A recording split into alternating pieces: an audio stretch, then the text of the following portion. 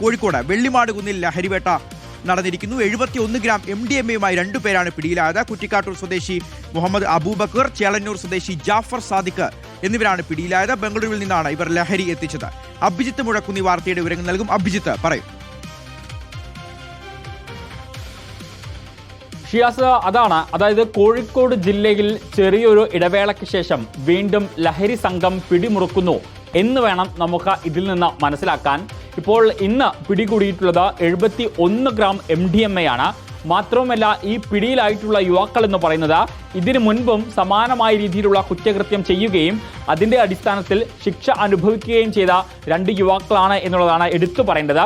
അപ്പോൾ ആദ്യം ഒരിക്കൽ പിടിക്കപ്പെട്ടു, പക്ഷെ പിന്നീട് വീണ്ടും അതിൽ നിന്ന് പിന്തിരിയാതെ വീണ്ടും ഇതേ ജോലിയുമായി ഇവർ മുന്നിട്ടിറങ്ങുന്നു എന്നുള്ളതാണ് ഏറ്റവും പ്രധാനപ്പെട്ടിട്ടുള്ള കാര്യം. ഇന്ന് പുലർച്ചയോടുകൂടി പിടികൂടിയിട്ടുള്ളത്, അതായത് വെള്ളിമാടുകുന്ന ലോ കോളേജിന് സമീപത്ത് വെച്ചാണ് ഈ 2 യുവാക്കളെ പിടികൂടുന്നത്.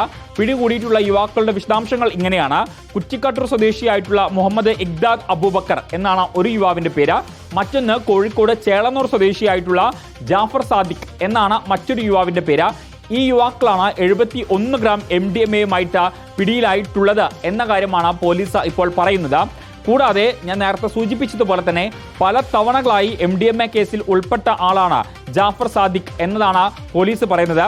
നടക്കാവിലും ഒപ്പം തന്നെ മുക്കത്തുമാണ് ഈ യുവാവിനെതിരെ കേസുള്ളത്. ഇത് കോഴിക്കോട് സിറ്റി ഡാൻസ് ഓഫും അതുപോലെ തന്നെ ചേവായൂർ പോലീസും അർദ്ധരാത്രിയിൽ നടത്തിയിട്ടുള്ള തെരച്ചിലിലാണ് ഇത്തരത്തിൽ ഈ ലഹരി സംഘം പിടിയിലാകുന്നത്.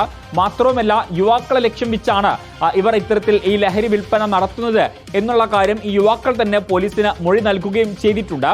കൂടാതെ ഡാൻസ് ഓഫ് സംഘത്തിന്റെ നിരീക്ഷണത്തിലാണ് കഴിഞ്ഞ കുറച്ച് നാളുകളായിട്ട് ഈ യുവാക്കൾ. കാരണം ഇതിനു മുൻപും സമാനമായിട്ടുള്ള കേസിൽ ഉൾപ്പെട്ട യുവാക്കളായതുകൊണ്ട് തന്നെ ഡാൻസ് ഓഫ് സംഘത്തിന്റെ നിരീക്ഷണത്തിലാണ്.